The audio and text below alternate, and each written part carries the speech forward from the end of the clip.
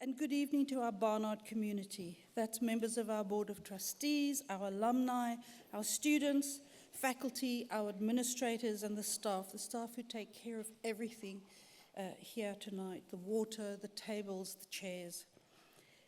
And also good evening to our community beyond our gates, especially our easterly neighbors across Broadway, otherwise known as Columbia University. It is a special honor to speak to you tonight, to stand before you, and to do so on behalf of Africana Studies, my colleagues whom I admire and respect and whom I see daily and discover a daily joy on what I call this floor of fabulousness, which is the second floor of Barnard Hall, if you are predisposed to visiting us. So one of the reasons why I'm so happy is that this tonight is a convergence. It's a convergence of all that we hope for in education, a liberal arts education, and more especially it's what we hope Barnard's mission will deliver. And that is to position students to take advantage of all opportunities that present to them. New ideas, new horizons in all fields of thought and study and profession. And one of those opportunities that we don't speak about, but it's actually been celebrated tonight, is the friendship. Friendship that is made at colleges, a meeting of the minds, a meeting of people who share aspiration. So this is, of course, what Denise Jackson-Lewis is honoring tonight. And she's honoring the friendship that she made when she was at Barnard, the friendship with EzekoyeLecture. What is being honored tonight is also extending the life of Barnard Africana Studies. The distinguished lecture in Africana Studies, the Louis Ezekoye Distinguished Lecture, makes Barnard Africana one of the few Africana Studies departments in the country to host such an annual event. It signals that our hope is to be, there's no two ways about it. I want us to be the premier Africana Studies department in the country. Thank you. Thank you. And that is not where Denise Lewis's generosity stops. Her generosity extends to the creation of and support of the Harlem Semester. And it's the Harlem Semester that has Africana faculty collaborating with institutions in Harlem and enabling us to be the good neighbor we really should be. So thank you for that extra extension of helping us have walls that open.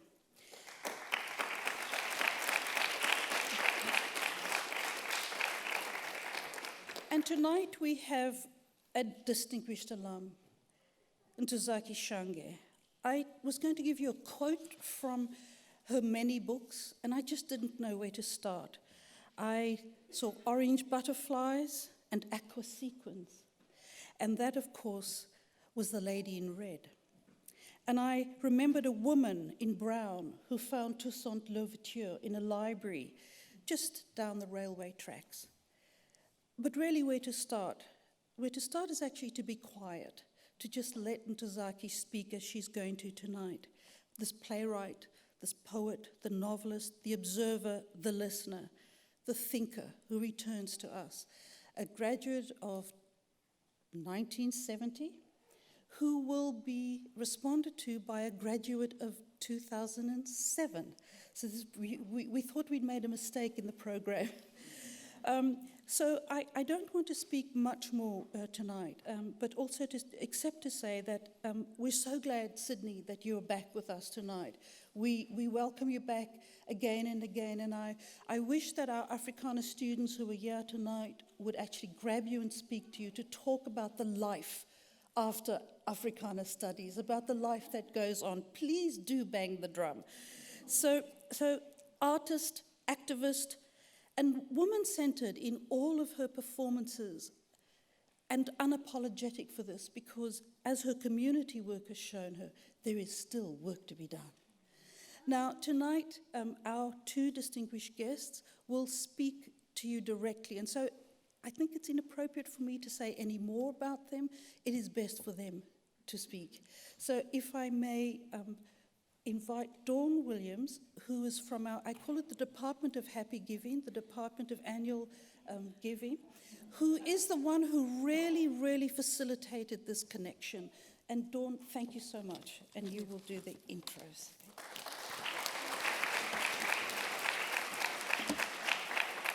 Thank you. I am representing the Development Department, the place that brings the funds into the college, but I just want to focus on two of our alums, distinguished alums, Denise Jackson-Lewis and Adaze Ezekoye, and their friendship. And for just a moment, while Denise had a vision for social justice, certainly before she came to Barnard, it was strengthened during her time as a student, and she led the student effort to expand Barnard's curriculum to include the study of history and culture of developing countries and African American experience. This effort paved the way for what is now the Department of Africana Studies.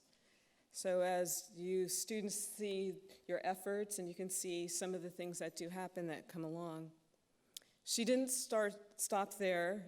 She continued her vision, going on to create and endow the Denise Lewis Jackson Adaze EzekoyeLecture lectureship in honor of her lifelong friendship with Ada, which began when they were Barnard students. For this, we are grateful. And I feel fortunate to have been traveling along with them on this part of their journey for this short while, and in particular, to be honored to steward the development of this portion of the lecture. And Denise, I just have a little announcement to you. I know that while you're aware that your firm, Hoynigan, Miller, Schwartz, and Cohn, is making a contribution to your fund, what you didn't know is that the Equity Women of Hoynigan have started an initiative as well. And individuals have made the gifts, not just the flowers that they brought, but individuals have made a gift in honor. And I just want to read the words that they shared with us. Denise, while you are aware that your firm, Hoynigan, Miller, Schwartz, and Cohen, has made a contribution, we are grateful to have you as our partner, colleague, and leader, and are so proud of your achievements. Cherish the moment. The Equity Women of Hoynigan.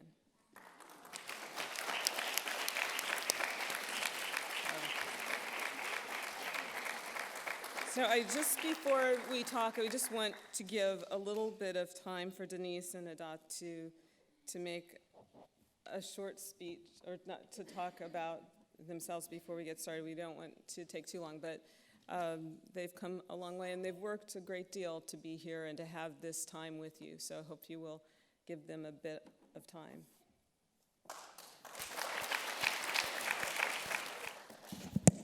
Can you hear us?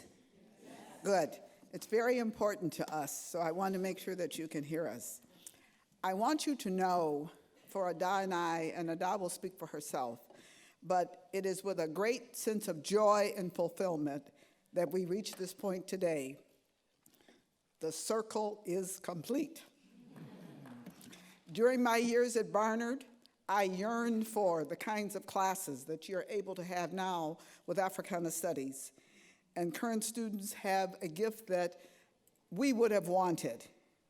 And we, Ada and I and others, gave leadership to asking Barnard, urging Barnard to open the curriculum, to study about Africa, Asia, other parts of the world.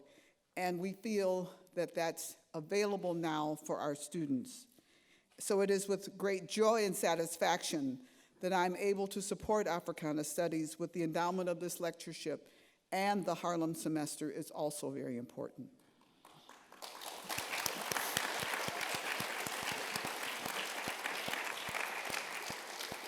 Our journey began with a friendship forged on the first day of our time at Barnard as freshmen, if you can believe that. It was really the first day. And we met and we became and continue to be lifelong friends. That friendship connected us across continents and cultures, bringing us together as Africa and the diaspora. We understood that we had common goals, common roots, and that's the foundation of this endowment. We want to share this with the Barnard community, and we hope you will accept it and embrace it. We want to witness our common heritage. We are dedicated to continuing the search for what binds us, what keeps us together, and we hope that this endowment will contribute to encouraging the academic dialogue and research that will help us reach that goal. We aim to expose the next generation of Barnard students to the study of Africa and the many, many parts of the diaspora. We are happy that you are here to share this with us today, and we have our dearest alumni circle members that are here.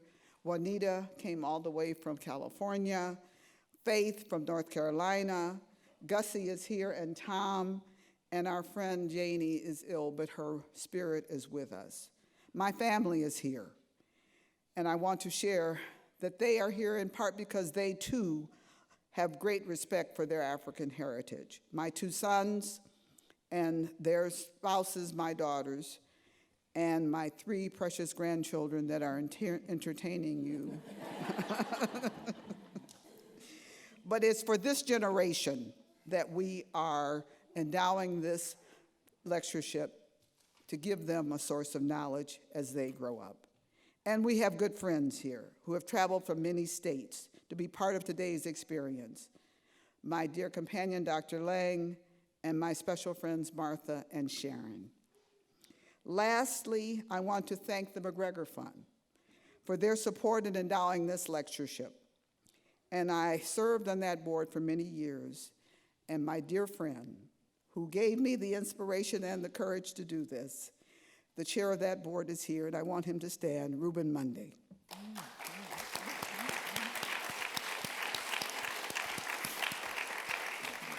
Reuben has endowed, just so you know, he has helped endow a similar lectureship at Cornell.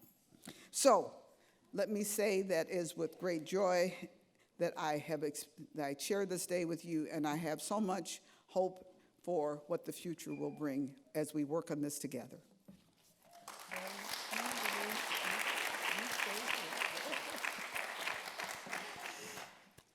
I personally want to thank Denise for making this possible. Can you all hear me? Yes. My kids said, don't worry, we can always hear you. And we decided to spare you my 8 grandkids. You know, Denise's were enough. But thank you very, very much for coming. I don't see my son here, but he did come. Yes, and he's out in the hall. I want to also thank everybody for coming, and my husband, Dr. Ezekoye over here. And one day, maybe we'll be sitting up here, because I think more than what Denise has said today, our story is actually quite interesting, how I came from Africa here, and how Denise came at a time when many people don't know or believe this, that actually Barnard had a quota and only 4 women of color were allowed to come in. And it's amazing that we got together and stayed. And I've often asked, what if, would we have had this friendship if we had gone to another school? Was it the school or the person? And I ask that quite often, and I'm sure the qualities were still there. We're not going to take up the time, but I think it's a very interesting study. I do want to thank all of you, and to thank a lot of our joint friends and special ones. I want to thank Shayna Wertheimer, a special friend who's born in Pittsburgh, Pennsylvania, but has adopted New York as her home, for coming, and a lot of other special friends. And it's great to see so many young people that have come to this lecture without knowing who we are. And the Ezekoye family has also really embraced this. I do want to say, too, that it takes continual involvement to help grow this fund. Nothing is too small. And at Christmas time, when you think of who you're going to be giving to, this fund is not too small. I mean, it's not too big that a small contribution is not going to be useful. And we'd like to see people consider this at Christmas. Thank you very much for coming. Okay.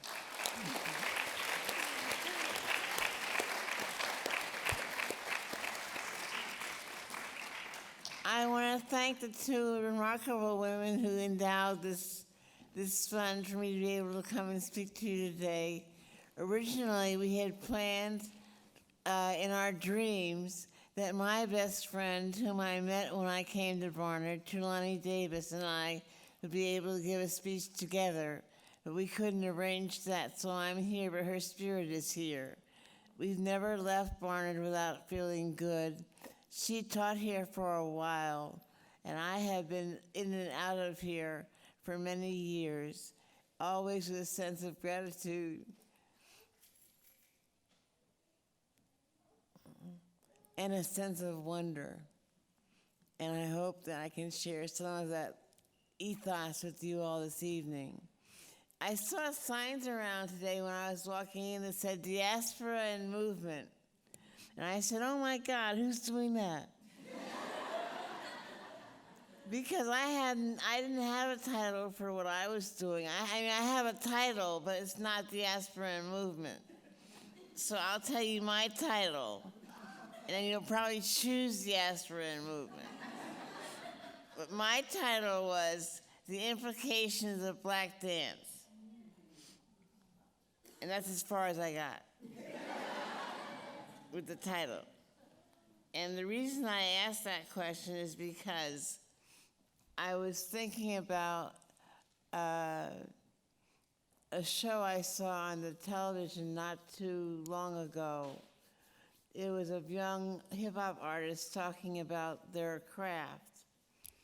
And they were going on and on about what the role of the black artist was.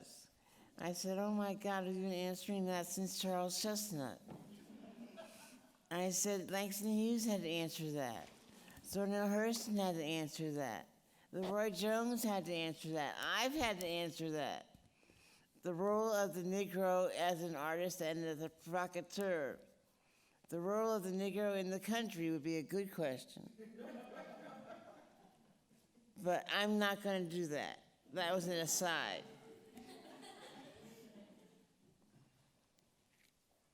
The black people have been singing and dancing ever since we got here. We have been associated with singing and dancing and entertaining white people since we got here. We were enslaved to entertain white people and work the fields. To realize one has a body and to feel that body in motion, flying, stomping, sweating, sliding, turning, cascading in somersaults, or crossing the floor in a grand chassé or grand battements, is to know freedom. I discovered my body late in life for a dancer, but I have been dancing all of my life. Whatever black people did with our behinds and our feet, I tried since I could walk. My mother said I took after my great Aunt Marie, who cut off her tresses in the roaring 20s and wore patent leather shoes to a funeral that shocked Augusta, Georgia. I just wiggled and shamed everybody, just like Marie. I could have been hers. But it was Katherine Dunham and her exquisite care for the black body that saved me from my wildness and the arbitrary forms of black vernacular dance that came so easily to all of us, but left no trace of our history from one generation to the next. From Haiti to Detroit, the black people danced. Dunham found a technique in our movement. She found our discipline that we had never named in our limbs, in our feet, in our necks, in our torsos. Contracting, extending, challenging rhythm with every beat. I found by chance teachers and compatriots who were also descendants of the Dunham technique and of the diaspora. Without discussion, without so much as a word, we shared this power and this beauty. I will share with you tonight some of my experiences with generations of Dunham dancers. Now it is so formal, you can get certificates. Before you got a well-tuned body and knowledge of the source of your power in your groin, in your thigh, in the arch of your foot. Now we can trace our movements and our desires for more to Sevilla Fort, Carmen de Lavalla, Judith Jamison, and Misty Copeland. There are so many black dancers who have gone unnamed and unrecognized that hopefully we will meet some of them tonight. We are fleeting in our knowledge of who we are, who the dancers are, how hard they work, what it takes to keep a company together, what it takes to make a dance, and what it takes to make a dancer is unknown to us because we do not write it down. I have tried to capture some of this mystery, this rugged creativity that informs black dance. I will introduce you to some of my most precious and hilarious moments with our creators. Their genius full of mirth, gravitas, and lyric. They are all of this, so individually and as a whole, we create the life of a people. Let's start with the late Fred Benjamin. A small crowd of brightly clad folks gathered by the door to the studio, some in leotards and tights, others in knit body wraps or classic leggings to induce sweat. They all hovered by the tape recorder and the passel of tapes, names like Minnie Riperton, Grace Jones, Lou Rawls, Michael Jackson, Blind Lemon Jefferson, drew oohs and ahs from the dancers moving themselves to rhythms and unnamed melodies or just random beats that encouraged free movement. Outside the animated music focus groups, there were isolated hips and shoulders, warming up, doing first position and second position pliés, jazz port de bras, a weight-lifted back stretch in the corner, the rise in motion or sculpted tension wherever you looked. Suddenly, the dancers by the doors started moving across the studio with élan and spirit and discipline, staking out space for his or her body to articulate itself, and then a body, long, slim, red, yellow man walking through separated the class, students taking their places as the leader, Fred Benjamin, started the music and without a word began dancing, then his warm-up.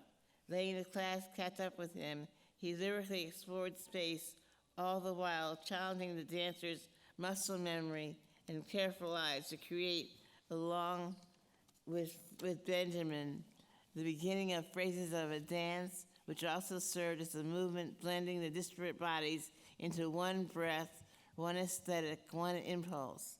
Always sleek as Benjamin's body, thrust through the class of dancers, reflecting his every gesture. The front line, usually professionals or gypsies, brought style and energy to the jazz fragments, parallel feet and knees, bent legs, perpendicular arms, and flat backs. A Fred Benjamin warm-up had commenced. Only the sex had to be called a mere inescapable sensuality in Benjamin's movement. The most casual hand gesture had a come-hither air to it. The stretches not only lure the shortest bodies into heights daring a would-be Judith Jamison to present herself. After familiarity with the movements, the class divided, so that the back three lines came forward and the front line moved to the back, so that everyone got a good look at what Fred was up to. Fred Benjamin had isolated torso and shoulders, led dance fragments and students in jazz pirouettes to a closeout, to dance, closeout. This is the first portion of the warm-up that left everyone aware of the central attributes of his or her body. The last line of dancers led gender-fluid dancers to rollick with bottoms and pirouettes to soar. Going across the floor, the rest of us proceeded with our more modest bottoms and attitude opposite, which lent drama to the moment.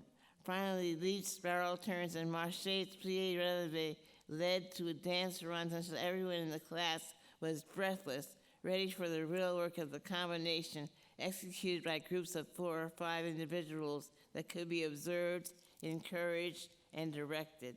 The class ends with a rapid second position plié turns on a diagonal, ending with enormous applause for Fred Benjamin taking his bow at the end of the class, freeing the bodies of any type of rigidity. The hips sway, bosoms bounce, arms embrace the unseen other, every moment sweating. I knew Benjamin recognized me because I was a regular for the 2:30 class. I sat in the third row center so I could really see him without having to compete with the professional dancers in front of me. The first class I took after having my baby, I remember distinctly.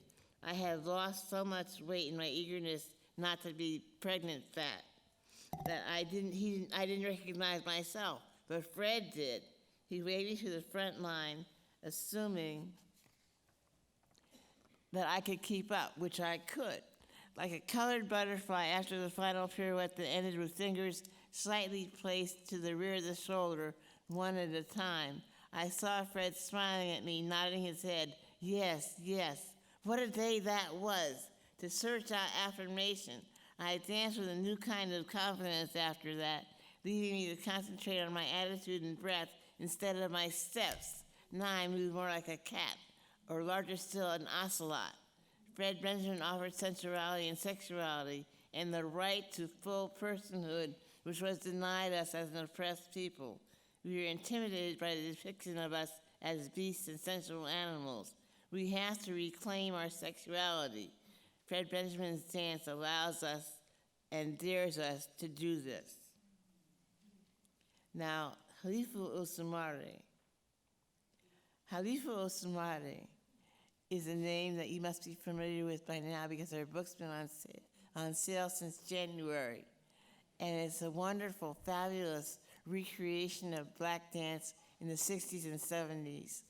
And it gives a foundation for black modern and jazz and Afro-Haitian and Afro-Cuban and Afro-Brazilian dance and Nigerian dance and Senegalese dance and Angolan dance and South African dance.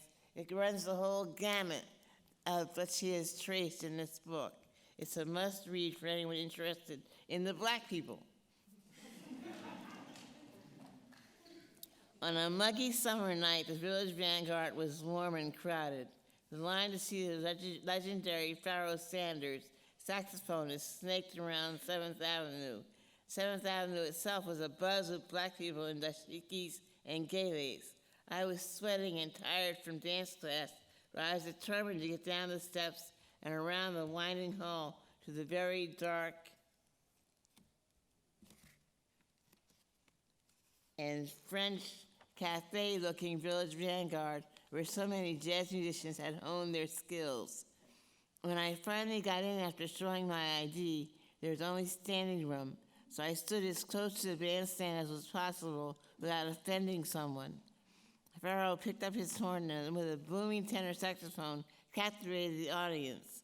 Leon Thomas, the vocalist, began, "The Creator has a master plan," and the people's faces just lifted up. The drummer, Norman Connors, had everybody's feet moving. Then suddenly, on the far right elevated portion of the club, a young woman with short cropped hair, thin of body and long of leg, began to dance. The loose clothing she had on floated through the air as her arms swept across the sitting patrons. She was so vibrant and innovative, demonstrating West African, Cuban, and what seemed like Haitian movement, and was fabulous. The improvisations had all eyes between her and Pharoah. The dancer was attracting so much attention, but her movements did not distract from the moment. It amplified it. It made the human body part of the band. She was golden and glistening as the night went on, and she danced until the music ended. She got as much applause as the band did. As the band, to head in circles around. Eventually, even the fingers and wrists would be involved. Oh, no. Hold on. I was right. It was. She got much applause as the band. And then I turned the page to the wrong page.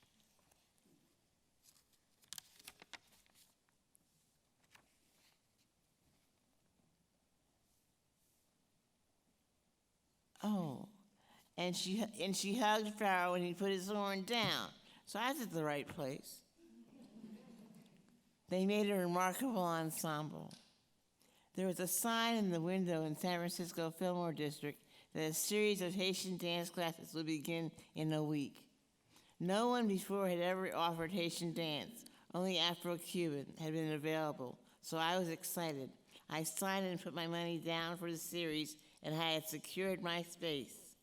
The day I walked into the studio and situated myself in the third row middle to the right of where the teacher would be, so I could see every movement, I realized that the woman who was about to lead the class was the same woman I had seen dancing in New York at the Village Vanguard. There was no possibility that she would remember me, but I was just a part of a huge crowd of admirers, but I certainly remembered her. Class began in an unusual way for me because we started to dance immediately. At first, there were small steps, one side, then the other. Then it became more complicated as knees were bent and bodies had contracted, adding to pulsing feet. Next, the arms were added and the wrists and the head in circles around. Eventually, even the fingers and the wrists would be involved in the series.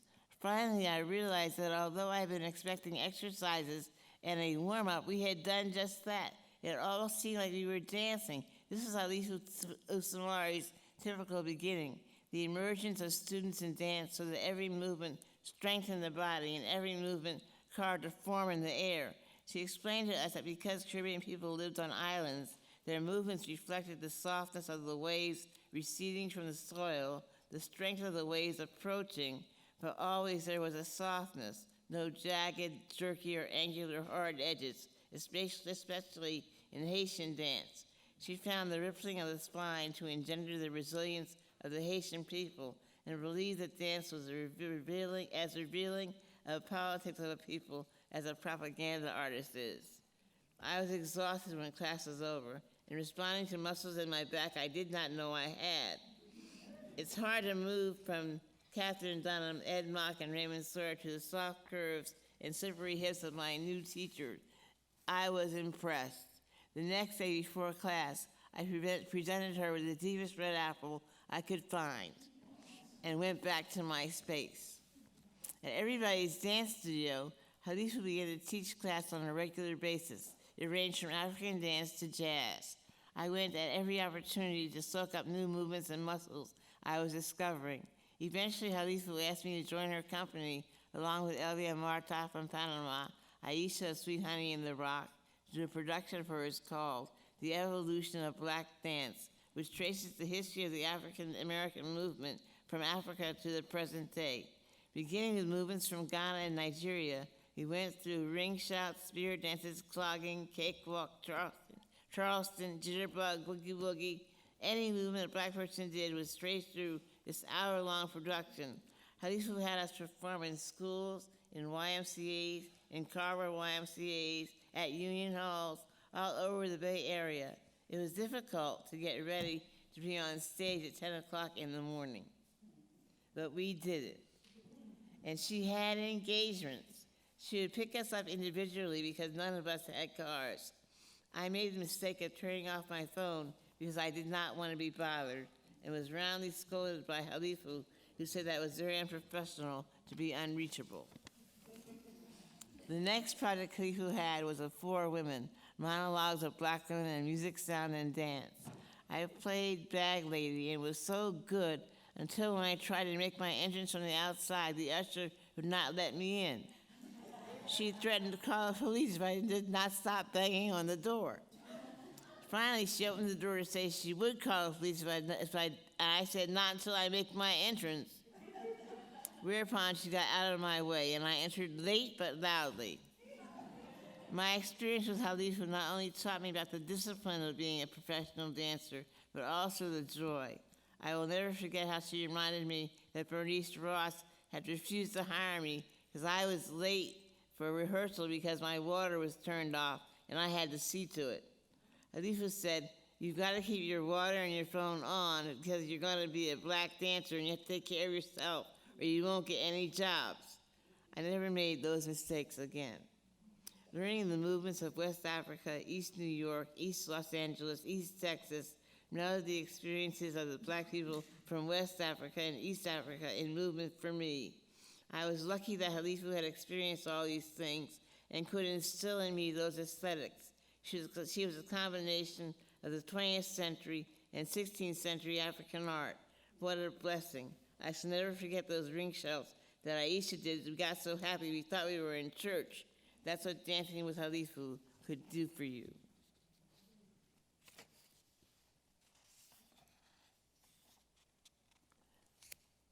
Learning movements that are ancient and still alive, from the gods of Nigeria, Mozambique, and Angola, draw us closer to those people we have kept those dances alive, and we were able to join them communally at this time and in this space. To carry that forward, Halifu carries the Catherine Dunham technique as a foundation of Black dance, so our techniques come from the grand dame of Black dance. Catherine Dunham insisted that we study not only movement, but the intellectual and spiritual capacities of the art form. Halifu also demonstrates the importance of community outreach by involving us with public schools, libraries, churches, and YMCAs, where ordinary Black and Latin people attend to their leisure and their senses of beauty.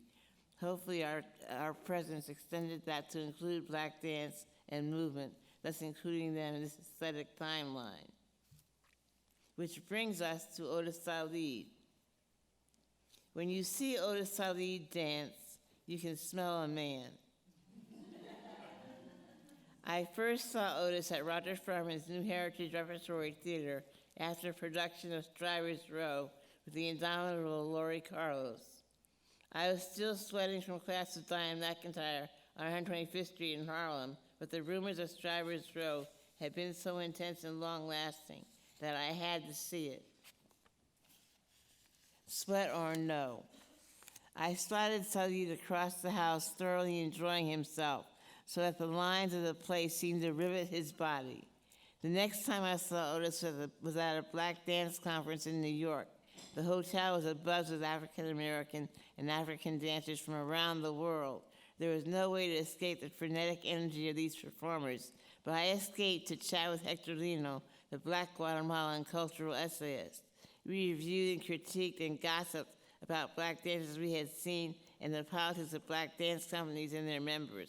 We must have been pretty raucous because all of a sudden the door flew open and there was none other than Otis Salid in the portal, muscular, Black, and gleaming with a smile so broad you'd think he'd seen Santa Claus. What was stunning was his approach to me. "Ntozake, where have you been?" I didn't have a chance to answer before he literally swept me off my feet, and with me in his arms, he bid Hector Lino farewell.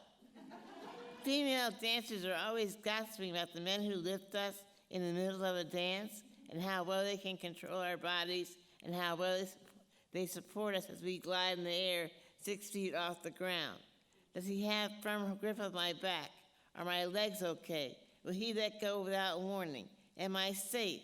These are the questions we ask as we lift our bodies and focus our energy on our pelvic muscles, so we are in good form as we are poised in midair. Otis Salid held me as if I was light as a feather. I could feel the strength of his arms and back as he carried me down the hallways, past plain hotel rooms whose numbers seemed to race as we moved. I thought of the characters in a Frank Yerby novel, Foxes of Harrow, the Black writer who traced the antebellum South and treatment of enslaved African Americans in the South. The Black male characters were always muscular and defiant.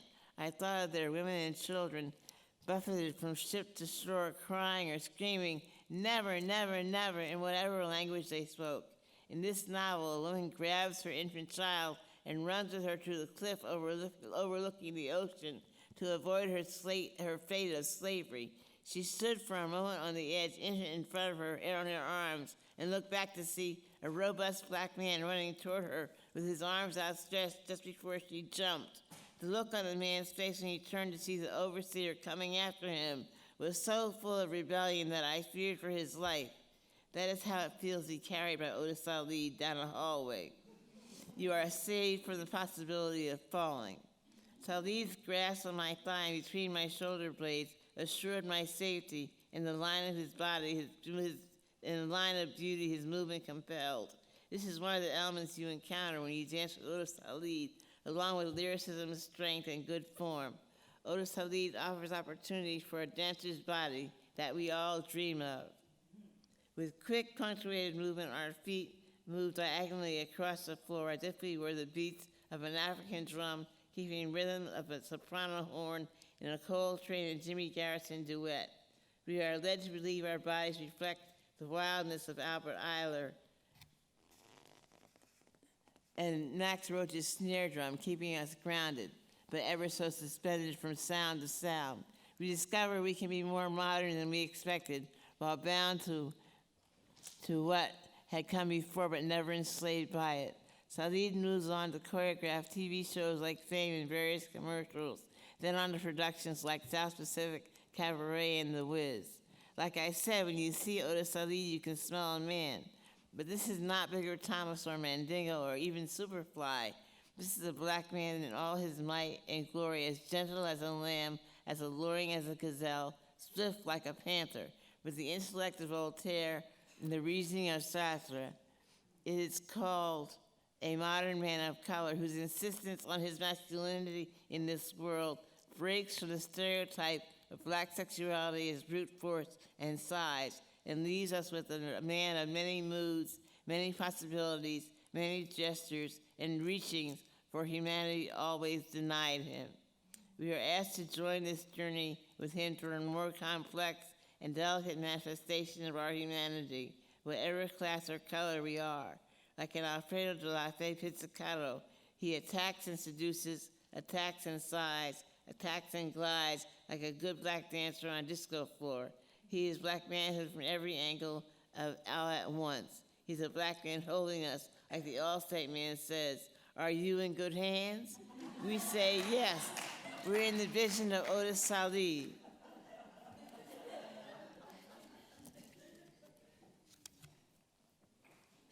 Finally, the primary influence on me has been Diane McIntyre. And this is my experience with Diane McIntyre. One summer night at the East, which used to be, it was an alternative space to nightclubs where they sold fruit juice and organic food, where they could play new black music, or what you would call not smooth or fusion black music, where it was wild black music.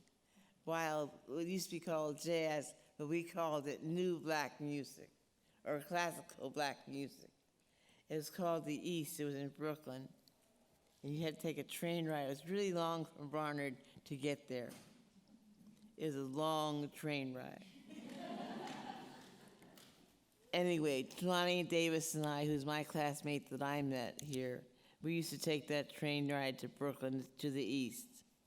One summer night at the East in Brooklyn, I was dancing wildly to somebody's music when I was joined by a woman whose muscles screamed discipline and whose movements suggested never seen before.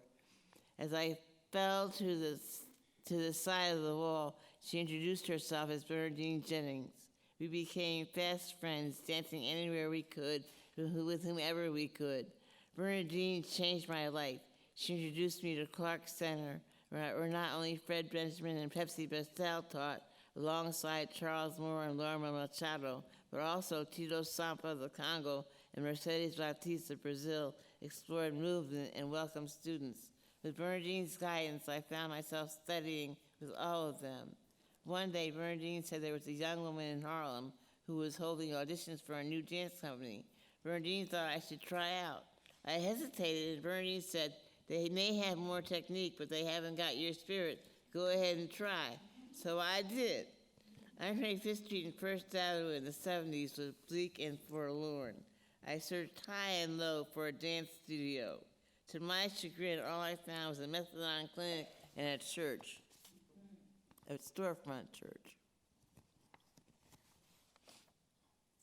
I turned around, almost giving up hope, when I saw a sign pointing to the second floor of the methadone clinic, where a name said Diane McIntyre. I knew that was where I was supposed to go. I went past the sniffling junkies and the weakened steps till I found Studio A. Once I opened the door, I knew I was safe. Dancers lined the walls. There was a pianist and a drummer, and some woman at a table with pieces of paper. Somebody gave me a piece of paper with a number on it. I just got in line like the rest of them and waited for my number to be called. I kept looking around at all these other dancers who looked so professional and so self-confident. I began to wonder about myself and what made me think I was ready for this level of dance. Anyway, I was in line already. I had a number and I would do just my best. That's all I could do. So when my turn came up, I did the combination twice without missing a beat and then back to my place.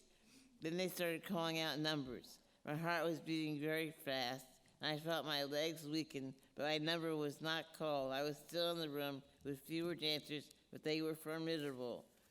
We got called to do some other combination. Once again, I did okay. I did okay twice on the left and once on the right. My pirouettes got confused, though. They went the wrong way. But I did turn and managed to get back to first position pretty like everybody else. Finally, there was a section where we were supposed to improvise 32 counts. I was scared to death. 32 counts, that was a long time. But I said, what the hell, I'm here. And we began. I danced my heart out, and scared as I was, all I could do was keep myself standing up and not crying. Then suddenly, while I was standing in this virtual stupor, I heard my number being called. I was sure I should get ready to leave, but the voice began to congratulate us as new members of Sounds in Motion Dance Company. That's how I met Diane McIntyre. Sounds in Motion was her baby, and she was the primary judge. To my surprise, I was a scholarship student for Sounds in Motion, which meant I had to clean up the floors and windows, but I wouldn't be forced to pay for class, and I couldn't miss a class. What a joy, what a freedom to be able to say, I belonged to a group of people whose main objective in life was to dance. I had found a home at last. I met my dear friend Mickey Davidson at the same audition. She was a scholarship student too. We had the energy but not yet the technique to be in the primary company. But that did not bother me at all. All I had to do was learn, and learning is such a pleasure. I took Diane McIntyre's classes, and under her tutelage, learned eagerly. There was no end to the surprise what the human body could do. Diane's dance was predicated on the breath, so that eventually the sounds of breathing fiercely or gently became our music. To my surprise, Bernadine sauntered through the doors, gave Diane a big hug, and waved at me. It turned out that Bernadine was one of Diane's primary dancers. I had a lot to learn. Shh. Shh. These are not the random sounds of the wind on the prairie or the hush of the subway. The slight, muscular woman in the front of the dance studio, facing 125th Street on a bright Saturday afternoon, began the intermediate class of improvisation and modern dance. McIntyre confronts contemporary political conflicts and conquests as she trains her dancers to finagle through space as an organizer trains his troupe to evade the police. She uses lyricism of Gene Schumer and the taut prose of Toni Morrison. To intimate the situations of young black girls and women. The music she engages from Cecil Taylor's piano to Ramzi Amin's violin are suitable strings from which she jumps into movement, begging us to take a chance with her, leap with her, the sky with her, leap for the unknown ground, leap for the unknown future, leap for our victory. That is what black dance can bring to us. These choreographers have opened the path. It is up to us to walk it. Thank you.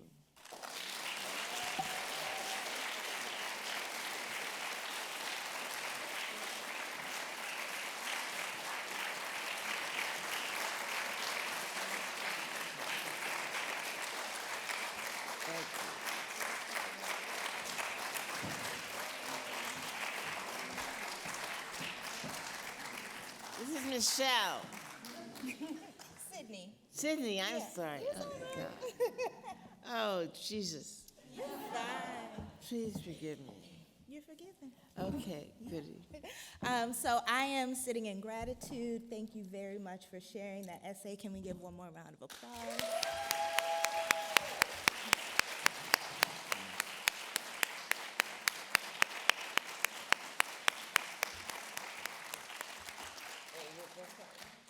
Okay. Yeah, Okay. I'm okay. No, nice. It wasn't okay. Yeah, it was great. Oh, okay. So again, my name is Sydney Mosley. I am an alum of Barnard College, class of 2007, where I, thank you, double majored in Africana Studies and in dance. So I'm really grateful for the opportunity to sit here with Ntozake Shange, who I actually very much believe that my own creative work is in your legacy, and it is a privilege to have the opportunity to chat with you a little bit tonight. Oh, wonderful. Yeah. Thank you so much. I am just going to dive right in and connect to what you just shared with us about these 4 artists who you worked with over the years. And I'm wondering if you could share a little bit about the way that social justice issues intersected with the work of some of these artists that you shared with us about. You started a little bit at the end talking about Diane McIntyre, maybe continuing there? Or? Well, that's awfully broad. It is broad. Let me see if I could. I know Diane's pieces. One of the things about Diane and Mickey Davidson that's parallel is that the dances can sometimes be very violent, and the movement is violent, and the movement can throw you across the stage or wound you. I've had black and blue marks from being thrown or from thrusting myself. You don't even have to be thrown, but it reflects the violence in our communities.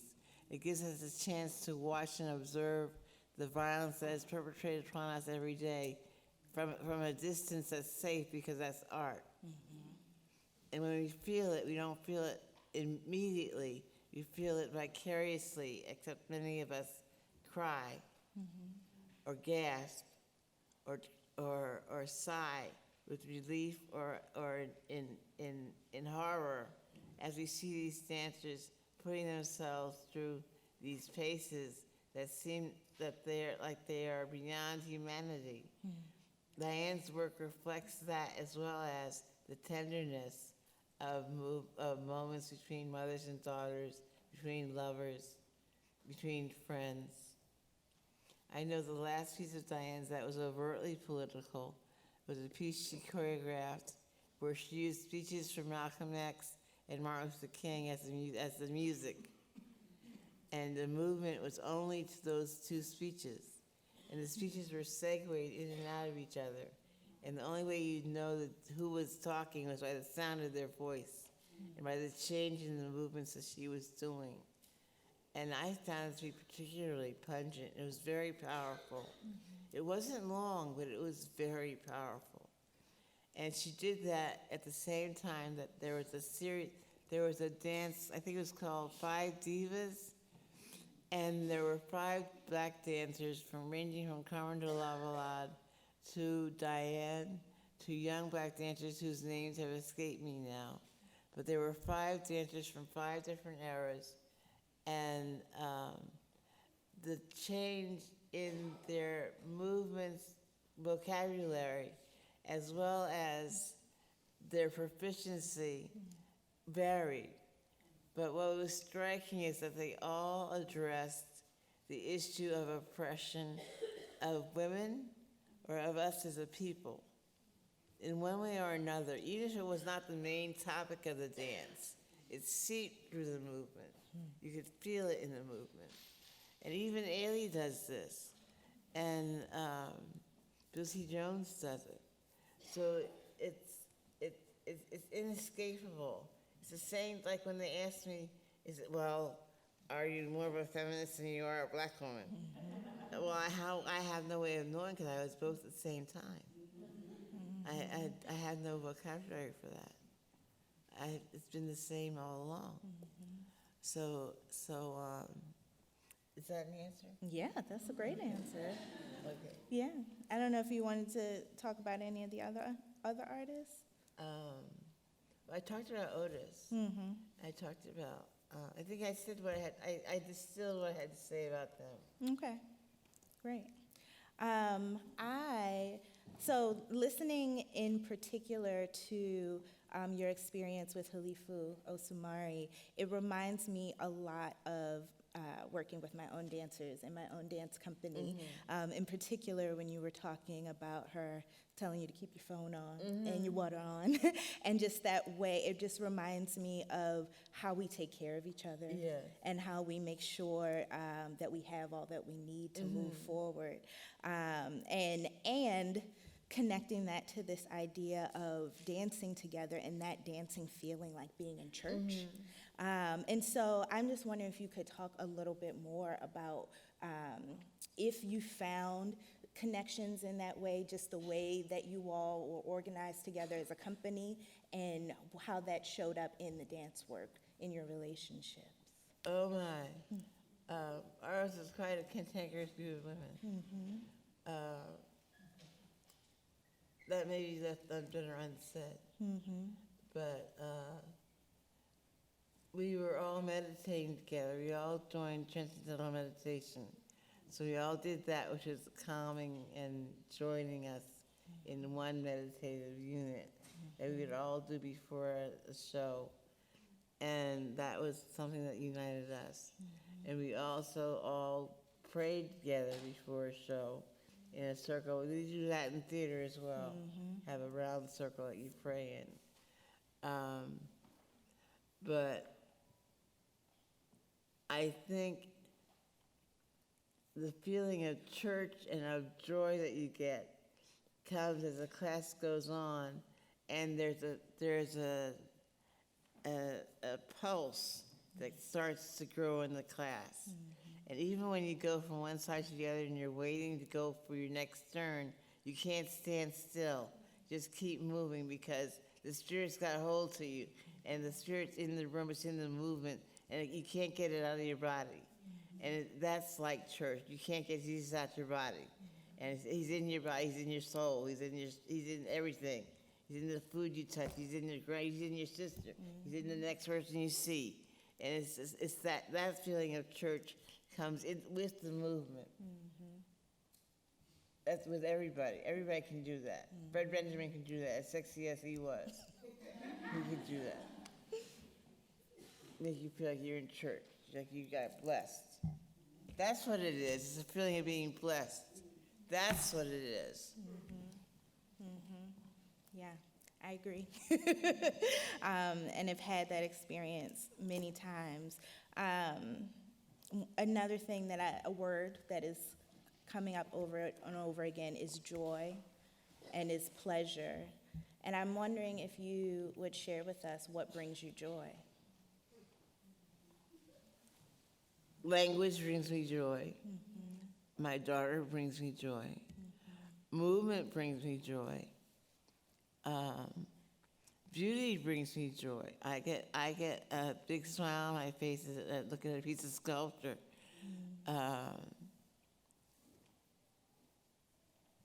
It's what brings. A lot of things bring me joy. I am a very joyful person. And that's a quiet secret, but I'm a very joyful person. Art brings me joy. Other people bring me joy. Comedy brings me joy. Funny things that happen in the world bring me joy. Like Donald Trump brings me joy in a weird way. I laugh at him harder than I laugh at anybody in the world. And that's reverse, but I couldn't resist. So I get joy from a lot of things. Good food brings me joy. Hello. Yeah. Are there any questions you might want to ask me? What kind of dance do you all do at Barnard? When I was at Barnard, we didn't have art, we didn't have architecture, we didn't have African American studies, we didn't have dance. We had art history. We still have art history. But so it was a whole different experience. So tell me about art at Barnard. Well, I can speak to dance at Barnard. I don't know about art in general. For me, my experience was there was all types of dance. There was ballet, there is all different styles of modern and contemporary dance. So everything from, being on the floor and doing a lot of laban and bartenief, and also, much more influenced by the diaspora. There's African dance, there's all sorts of cultural dances, Indian dance, flamenco, et cetera, et cetera. So, and dancers have the opportunity to choose what they want to do, and they also have the opportunity, in addition to dancing, to study in a more critical way, and learn specifically about dance in New York City, and really access the resources of the city. Okay, So, yeah. that's amazing. That was undreamed of. We couldn't even dream that far ahead. All we could dream of was could we read a black book? And could we read Native Son? Let alone Their Eyes Are Watching God, which wasn't published when I was in college. Wasn't published when I was in graduate school. They republished it after 50 years. It's the first time it was available was in 1971. So I missed all that, but I got it in later life. But that's all right. So everything's all right. Okay, let me see. I asked you that question. Let me see what else.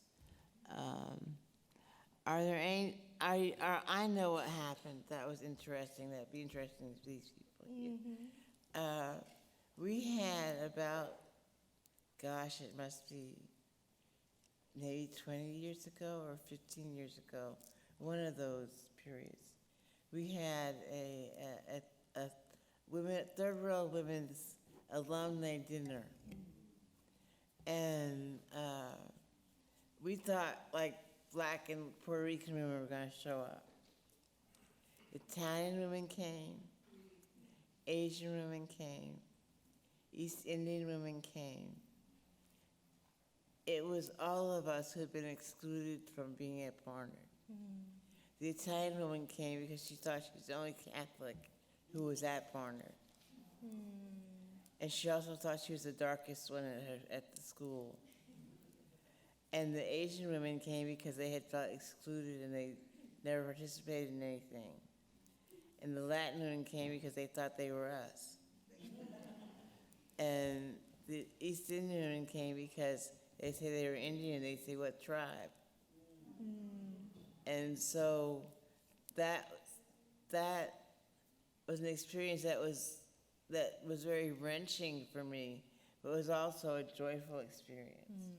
And that was something that Barnard offered me that I find invaluable. To this day, I'm still moved when I think about it. And it's something you learn here. I knew Barnard was going to be a new experience for me when I went to the dining room the first time, and all the help in the kitchen was Irish. I knew I was in for something different. This is going to be a new experience. There's no colored people in the kitchen. So anyway, so we can open it to the floor now, I think. Yes. Sydney, if that's all right with you. That's perfectly fine. Okay. Yeah. Sydney and I are open for questions. Yes. Yes, we are.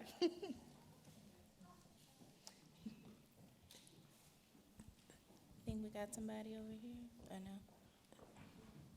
You don't have to have questions. We can keep talking. Oh.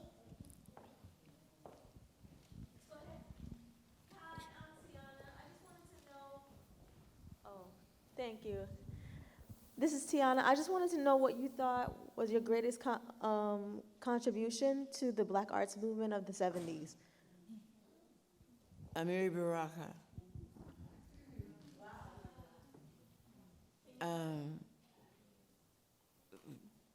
When the Black Arts Movement started, he was still Leroy Jones. He became Amiri Baraka later in time as that went on. But he was the leading, most powerful voice of, I'll say literature, and I have to say John Coltrane for music. And for painting, Charles Biggers.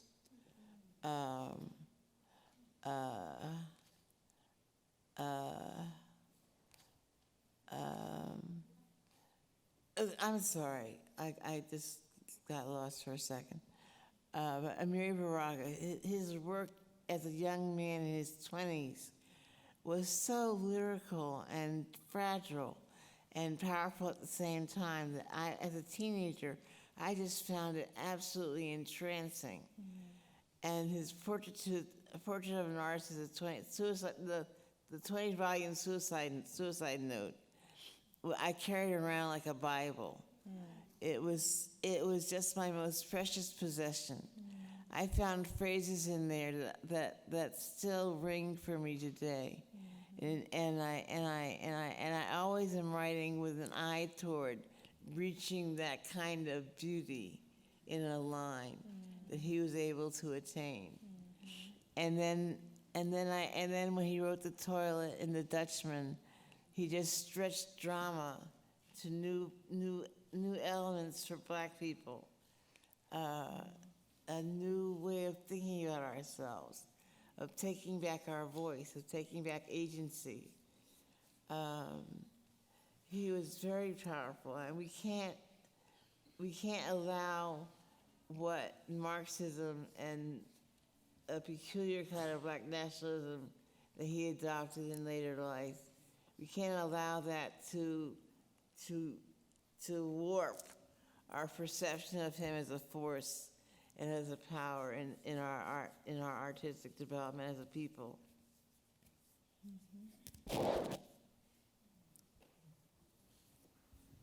Kim? I don't have the language to ask this question, but I'm asking. And I guess I wanted to know if there was a difference, what the differences might have been between the kind of culture of dance in California, San Francisco, and in New York City. Oh, it's amazing. It's amazing.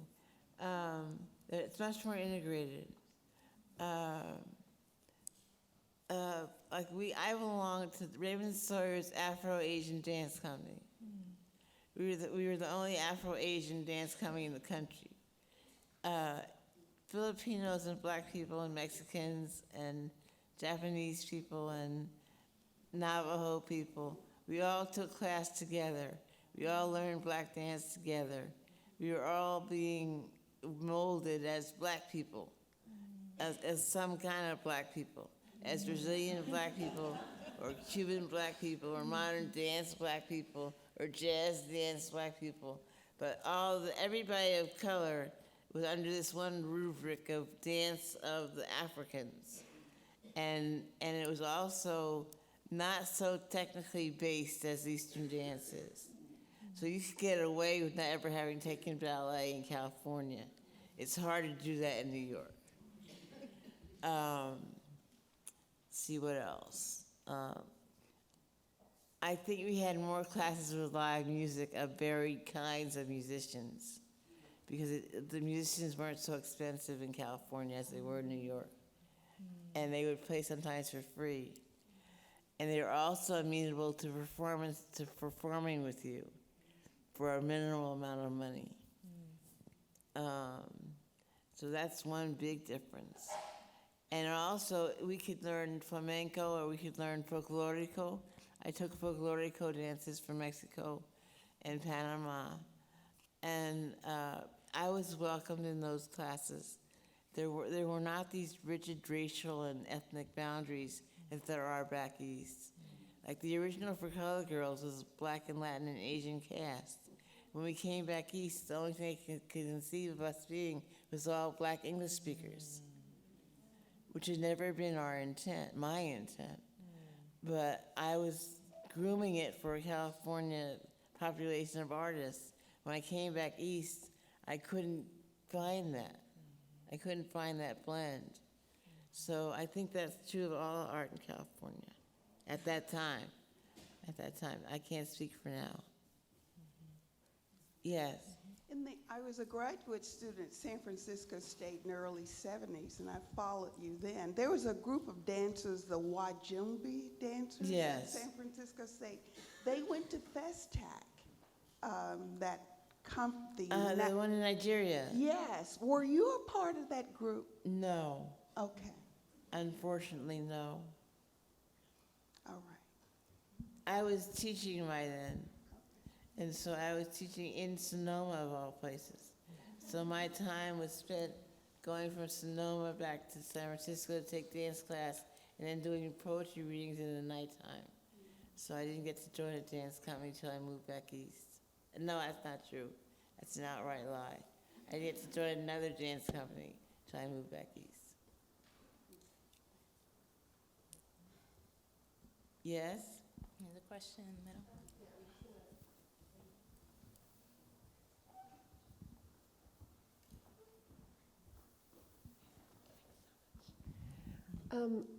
Compared to other artistic forms, what for you is the most precious component of the expression in dance? What's the precious what? I'm sorry? Can you repeat that for me, please? Yeah, compared to visual art or writing or any of those things, I mean, your passion in dance is really stunning.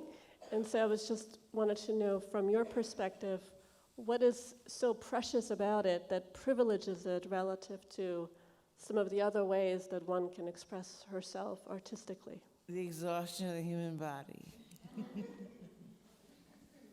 The human body's capacity for sweat and palpitation of the heart and just a force in the air, just being free, having the body be free in the air is what makes it precious to me and what I find most joyful, even more joyful than poetry it is for me.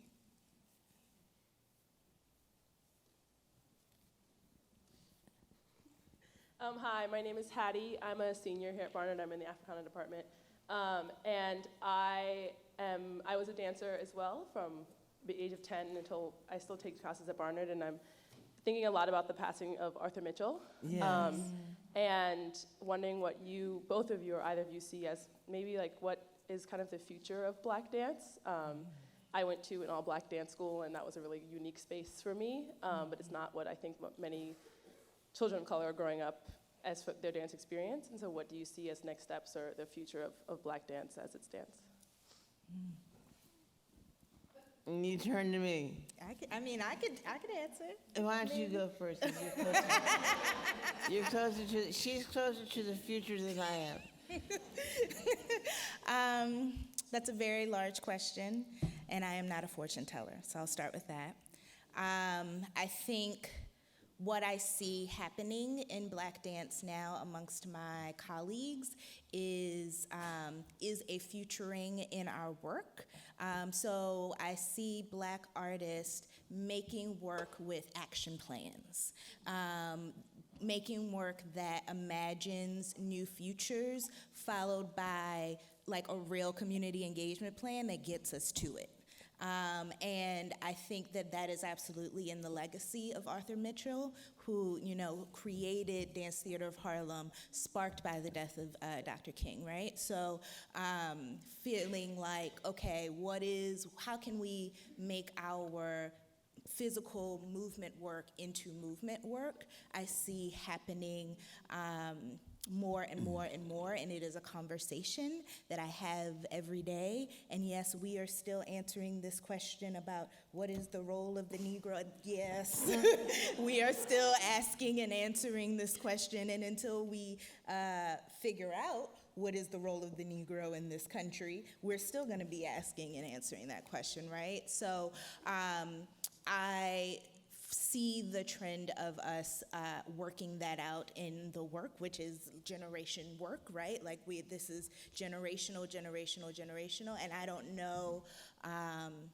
like what the next cohort is going to be working on, but that's what we're doing. You mentioned something that has presented itself as a problem to me recently. In work I've been working on and in looking at other young people's work. I am of a generation, I think, where I cannot imagine us winning. I don't think it's in my ontological reality to conceive of a Black reality where I have won where we are not an oppressed people, where we control our own lives, where we are not self-hating. I have difficulty imagining that.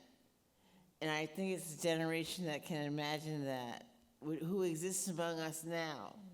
They are here now. Those young people are here now. They can do that. They did that wonderful film. What was the name of that film? Black something. Black Panther. Yes, Black Panther. They did that wonderful film. Those people who can see beyond this. And that's what I think the future of Black art is. And people who can see beyond white people, who can see beyond what has happened to us. And I am just too old to imagine that. You're not too old. I'm just young and naive enough to think that maybe I can put a little dent. That's okay. it. Okay, that's fair. Yeah. I actually just have a comment. I'm very moved to be in the audience at your feet, Ms. Shange. It's interesting to me that you mentioned that artists today, young black people, can't imagine a world where we win. I did for Color Girls 10 years ago. I played Lady in Red in Los Angeles. And that play to me for Color Girls is a rite of passage. It certainly was for me as an artist and as a woman, as a human being. And it was one of the things that helped me to have the frame of mind that I can win. So I just say all that to say thank you. And that your work has made that possible for myself, and I'm sure many, many, many young women of color who have read the play, who've seen the play, who've performed it. So again, thank you. And thank you, Barnard, for having me here today.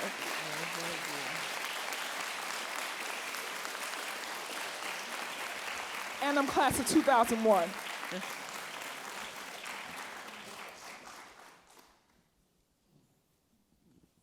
Hi. Hi. My name is Sheila, and I have not been familiar with your work, but I want to comment on the way in which you tell a story. Yeah, I'm a playwright, and you bring us into the scene. You make us feel the sweat and the joy of the dance. Oh, good. And so, thank you. Oh, that makes me feel very good. So, to wrap up, I hear you're writing a book. I'm doing a book on Black dance. Yes. Oh, yeah? When's it going to be published? Well, sometime in 2020. Okay. Is that 2020? Yeah. Yes, 2020. Great. I'm going to have a new dance in 2020. You'll have a new book. It'll just all be out in the world. Oh, and I have a little book that's going to be out in the spring, a little chapbook called I'm an Old Woman. That's a very funny book. It's a very delicate book. I was very privileged that this small press in California agreed to do it. It's just one long poem. It is not a collection of poems. It's one long poem about being an old woman and what that entails when you're living in the world called the United States. And have been to a college like Barnard, and have been me, essentially, and my experience as growing all those years. And it ends up being, it's really very funny. It's not sad at all. And that's one thing that I can tell the young people. This idea that I'm a grandmother, and this idea we had of grandmothers who sit on portraits with booties is really passé. We are going out on dates. We have a matching line on the computer. We have makeup made for us and anti-wrinkle creams and all kinds of things that our grandmothers did not have. And so it makes us a whole new breed of grandmother. And so I would hope that you all would get used to the idea that your grandmother may be out there flinging her heels at the same nightclub you're at. Maybe one day. Amen.